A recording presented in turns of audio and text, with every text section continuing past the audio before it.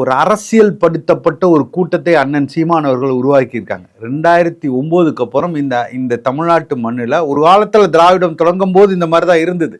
அதிலிருந்து சுத்தமாக மடைமாற்றப்பட்டு இன்னைக்கு திராவிடம் என்ற போர்வையில் இன்னைக்கு ஒட்டுமொத்தமாக தமிழை சாராதவர்கள் இன்னைக்கு ஒட்டுமொத்தமாக கையகப்படுத்தி கொண்டு இந்த தமிழ் மண்ணை சுரண்டி கொழுக்க வேண்டும் என்றும் இங்கு உள்ள வளங்களை எல்லாம் தின்று கொளிக்க வேண்டும், இவர்களை அதிகாரம் படுத்தி இவர்களை அடிமைப்படுத்தி வாழணுங்கிற எண்ணத்தில் இருக்கிறவங்க தான் இன்னைக்கு ஆட்சியில் இருக்காங்களே தவிர இந்த மக்களுக்காக எந்த ஒரு அரசியல் படுத்தலுமே நடக்கல. அடுத்த கட்டமாக யாருக்குமே இந்த மண் வளத்தை காக்கணும், மலை வளத்தை காக்கணும், இந்த அரசியல் என்ன மாதிரியானது, இந்த சமூகம், இந்த தமிழ் மொழியை காக்கணும், இங்கு உள்ள கலாச்சாரம், பண்பாடு, வரலாறு, இது எதையுமே கற்றுத்தராம ஒரு தலைமுறையை உருவாக்கி கொண்டு வந்திருக்காங்க இல்லையா.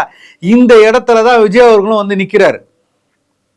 அப்ப இந்த மக்களுக்கு இங்கு என்ன நடக்குது, இங்கு நடக்கக்கூடிய பிரச்சனை என்ன, அரசியல் சூழ்நிலை என்ன, உலக அளவில் நாம எங்க இருக்கோம், நாம இன்னைக்கு தமிழ் கல் தோன்றி மண் தோன்றா காலத்தே முன் தோன்றி மூத்த குடி தமிழ் குடின்னு சொல்ற இந்த தமிழர்கள் உலகம் ஃபுல்லா பரவி இருக்கிறான்.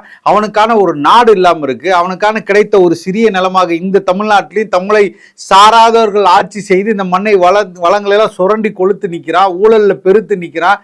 நமக்கான எந்த அதிகாரமும் இல்லாமல் நாம் இன்னைக்கு அடிமைப்பட்டு நிற்கிறோம். எந்த இடத்துலையும் நம்ம எதிர்த்து குரல் கொடுக்க முடியல. நம் தொப்புள் குடையவர்கள் ஈழத்தில் இத்தனை லட்சம் பேர் கொன்று ஒழிக்கப்படும் போது இங்கு அமைதியாக வேடிக்கை பார்த்து தன் உறவினர்களுக்கு, தன் பிள்ளைகளுக்கு ஆட்சி கட்டில் அமைக்க வேண்டும், அவர்களுக்கு மந்திரி பதவி வர வேண்டும் என்பதற்காக நம்மளெல்லாம் காவு கொடுத்துட்டு ஒரு அரசியல் கட்சி நிற்குது. இதெல்லாம் எந்த ஒரு புரிதலும் இல்லாமல் நேரடியாக படத்தை போட்டோம், படத்தை போய் பார்த்தோம், படத்துல ரசிச்சோம், கை தட்டோம், விஜய் அவர்கள் நடிச்சாரு, அருமையா இருக்கு, இதை மட்டுமே கொண்டு விசிறிகளாக ஒரு ரசிகர்களாக இந்த ரசிகர்களை அப்படியே மடைமாற்றம் கொண்டு இவர்கள் வாக்குகளை வாங்கிவிட்டு நான் சென்று விடலாம், நாம் வென்று விடலாம் என்று ஒரு கற்பனை கோட்டையில வர்றாங்க இல்லையா. ஒரு அரசியல் படத்திலே நடக்காமல் இருக்குல்ல.